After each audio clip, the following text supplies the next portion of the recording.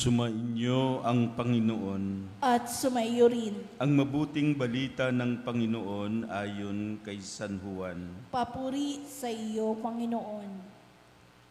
Noong panahong iyon, sinabi ni Jesus kay Tomas, "Ako ang daan, ang katotohanan at ang buhay. Walang makapupunta sa Ama, kundi sa pamamagitan ko. Kung ako'y kilala ninyo, kilala na rin ninyo ang aking Ama.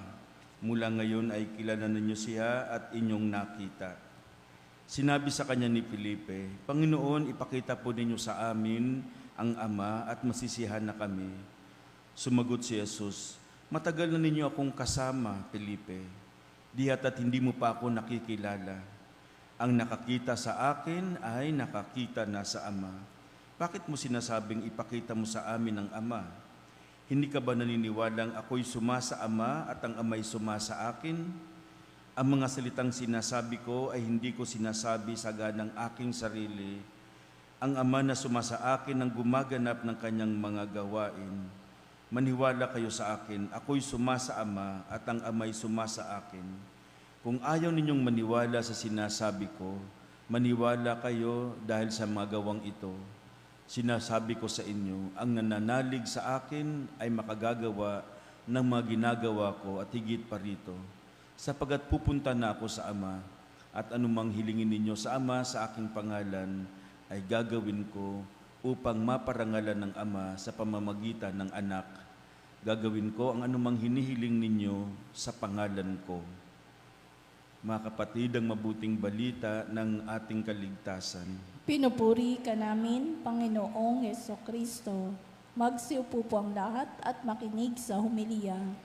Marahil magtatanong kayo kung bakit nagsabay ang kapistahan ni San Felipe at ni San Santiago. Dahil noong 6th century, ang kanilang relic ay dinala sa Jerusalem upang kasama na ang 12 alagad ni Jesus. Doon na sila sa Roma. Kaya ang relic nilang dalawa dinala noong May 3, 6th century. No? Kaya sabay na silang pinarangalan. Sa ating Ebanghelyo, patuloy na nagpapakilala si Jesus sa kanyang mga alagad. Subalit hindi ito madaling maunawaan ng kanyang mga alagad. Bakit? Dahil ang katotohanan na ipinapahayag ni Jesus ay higit pa sa kanilang kakayanan. Limitado lang ang pag-iisip ng tao. Parang misteryo na ipinapahayag ni Jesus, tulad ng tubig sa karagatan na pilit na ipinagkakasya sa isang balde. No? Maliit na balde lang, ang laki-laki ng, parang ganun ng misteryo. Napakalawak ng misteryo, napakaliit lang ng utak ng tao, kaya parang hindi lahat maintindihan. Ganun, no? Ganun siya kahirap. Hindi siya madaling unawain ang mga misteryo ng Diyos. Yung tanong ni Felipe kay Jesus, "Panginoon, ipakita mo sa amin ng Ama at kami masisihan na."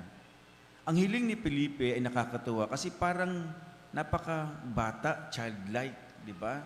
Ang Ama ay isang espiritu, isinugo niya ang salita at ang salita ay nagkatawang tao, isinilang sa isang babae na ngayon kaharap na nila. At ang sabi ni Jesus, ang sinumang nakakita sa akin ay nakakita na rin sa Ama. Kasi siya ay galing sa Diyos Ama. So mga kapatid, tayong mga mananampalataya sa kasalukuyang panahon ay naghahanap din sa Kanya. No? Parang gusto nating makita ang imahen, ang larawan ni Jesus. Kung pwede lamang mahipo ang Diyos. Pero sa totoo lang, yan ang pinakadahilan kung bakit ang anak ng Diyos ay nagkatawang tao. Upang ilapit na tayo sa Diyos, upang makilala natin ang Diyos. Yan dahilan, kaya siya nagkatawang tao. At itinatag niya ang simbahan sa kanyang mga apostol, no? Lalo na si San Pedro. Nag-iwan siya ng mga ng palatandaan na siya'y buhay, na tinatawag nating mga sakramento. No?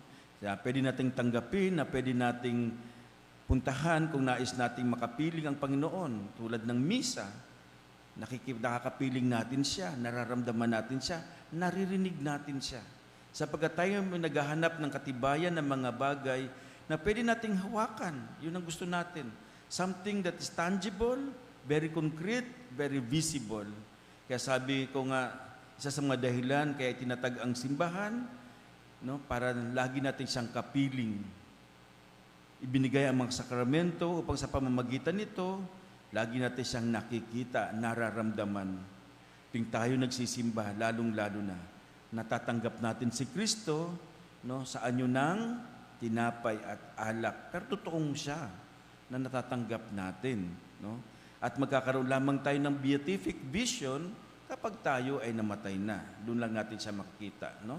Pero ngayon, nararamdaman natin siya, natatanggap natin, nararamdaman natin, nakakapiling natin siya sa pamamagitan ng ating pagsasamang panalangin, lalo na sa banal na Eucharistia. Balang araw makikita natin ng Panginoon sa kanyang kaharian. Lahat tayong mananampalataya ay magkakatipon-tipon sa kanyang tahanan. Itong paghiling na ipakita ni Jesus ang kanyang Ama, nakaka-relate tayo dahil sabi ko nga, mahilig tayo sa mga pictures, kaya click sa atin ang Facebook at ang Instagram. Kasi we can easily share the pictures, the videos, and images. Yun ang gusto natin, di ba? Kaya gusto natin yung mga, sabi ko nga, Facebook.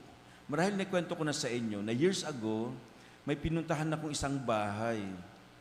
Na doon, nag-browse ako. Diba sa probinsya, sa bahay, may sala, at doon yung mga album. Meron pa bang ganyan din sa atin dito sa Manila? Parang wala na masyado, no? Pero sa mga probinsya, andun sa sala, mga album. At makikita mo, no, you will know the family na hindi ka maliligaw. No? Ang pamilya nila. Bakit? Meron silang trademark. Malalaking ilong nila. Malalaman mo, nako, pamilya to kasi yung mga ilong nila malalaki. No? At they're very proud sila sa kanilang trademark. Father, hanapin mo ang tatay ko dyan, ang pinakamamalaking ilong, no? Sa picture na yon. Makilala mo ang tatay kasi siya pinagmulan. Parang itong hinihiling ni Philip. And Jesus answered him, "After I have been with you all this time, you still do not know me, Philip? Whoever has seen me has seen the Father." No? At para sa akin, hindi lang hitsurang magkamukha si Jesus at ang Diyos Ama, pati na rin siguro sa pag-iisip, kasi sabi niya, sumasa Ama ako at ang Ama ay sumasa akin. Hindi lang magkamukha, probably ang ugali, pag-uugali, pag-iisip, ganyan sila ka-close. No? Ganun sila ka-intimate. Sabi nga, the words I speak are not spoken of myself. It is the Father who lives in me. Believe me that I am in the Father and the Father is in me. Or else, because of the works that I do. Kung hindi man yun, kung hindi ka niniwala, maniwala ka sa ginagawa ko. Ibig sabihin, ang ginagawa ni Jesus, yun din ang gusto ng Ama, pag-uugali. Lahat ng katangian ay na kay Jesus. Kaya, hahanapin mo pa ba ang Ama kung nariyan si Jesus, ang anak, nakikita na natin siya. Parang sinasabi ni Jesus, hindi lang hawig ko ang tatay ko, hindi lang sa itsura, kung paano ako magsalita, kung paano ako mag-isip, at kung paano ako gumalaw. Totoo naman, minsan ang resemblance natin sa mga magulang, hindi lang sa itsura, pati sa pag-uugali, di ba? Minsan sabi ng tatay, ng nanay natin, tulad ka ng tatay mo, narinig nyo na ba yun? Oh, ito, tatay to, oh. Pati sa pagsasayaw, parang tatay, may Facebook nga, nakita ko yung anak, kung sumayaw, maliit na bata, tulad ng tatay, no? Sa pag-uugali, magkapareho. Alam niyo yung kantang kinakanta natin during the Advent? To see the face of God is my heart's desire.